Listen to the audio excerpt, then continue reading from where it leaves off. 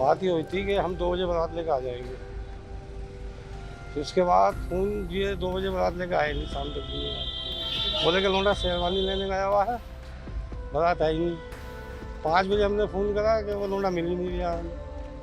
5 बजे ही बारात नहीं आई। दहेज हमने 1 तारीख को दिया था, स्प्लेंडर गाड़ी दी थी और सब सामान दिया था, washing machine, fridge, cooler, mixie machine, इतना सब दहेज में सामान होता, सोफा सेट, बड़ी अलमारी, घर बेच के दिया था मुझे। उत्तराखंड के नैनीताल जिले से एक अजीबोगरीब खबर सामने आ रही है, जहां पर एक दूल्हे ने कुछ ऐसा किया कि दुल्हन वाले हैरान हो गए।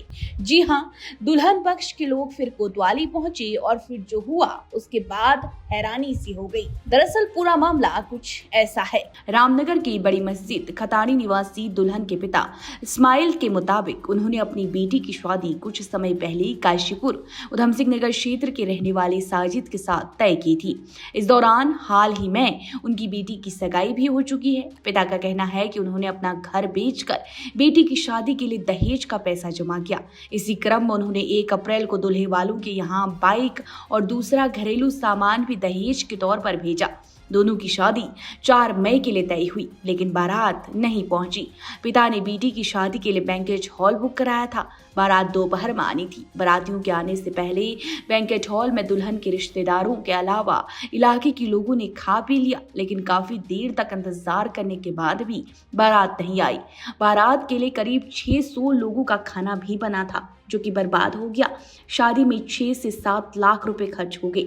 लेकिन अचानक से दूल्हा पक्ष ने शादी में कार देने की मांग की, लेकिन इतने पैसे दुल्हन के घर वालों के पास नहीं थे, जिसके बाद कई लोगों ने दूल्हा पक्ष से बारात लाने की मिन्नतें की। लेकिन शाम 6 बज के बारात आने की लोग प्रतीक्षा करते रहे, लेकिन बारात नहीं आई, जिसके बाद दुल्हन पक्ष के लोगों ने दोबारा से दूल्हे के घर कॉल किया। इस दौरान दूल्हे पक्ष के लोगों ने कहा कि दूल्हा कुछ काम से बाजार गया है, लेकिन वो वापस नहीं आया, वो उसे ढूंढ रहे हैं। ये सुनकर दुल्हन के पिता ने कॉल काट दिया और तुरंत पुलिस के पास पहुंचे, जिसके बाद सभी के खिलाफ FIR दर्ज कर दी। पुलिस भी तुरंत हरकत में आई और पुलिस ने मामले में हस्तक्षेप कर दूल्हा पक्ष के लोगों से संपर्क किया।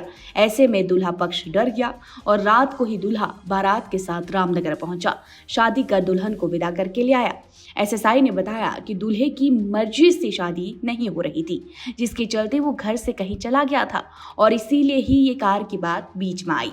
बाद में परिजनों के समझाने और पुलिस के हस्तक्षेप के बाद दूल्हा घर लौटा और शादी कर दुल्हन को ले गया। ठीक है, हम 2 बजे बारात लेकर आ जाएंगे। फिर उसके बाद फ़ोन ये 2 बजे बारात लेकर आए नहीं, शाम तक नहीं आए। बोले कि लौंडा शेरवानी लेने गया हुआ है, बारात आई नहीं। 5 बजे हमने फ़ोन करा कि वो लौंडा मिल ही नहीं रहा। 5 बजे ही बारात नहीं आई। दहेज हमने 1 तारीख को दिया था, स्प्लेंडर गाड़ी दी थी और सब सामान दिया था, washing machine, fridge, cooler, mixie machine, इतना सब दहेज में सामान होता, सोफा सेट, बड़ी अलमारी, घर बेच के दिया था मैंने सर।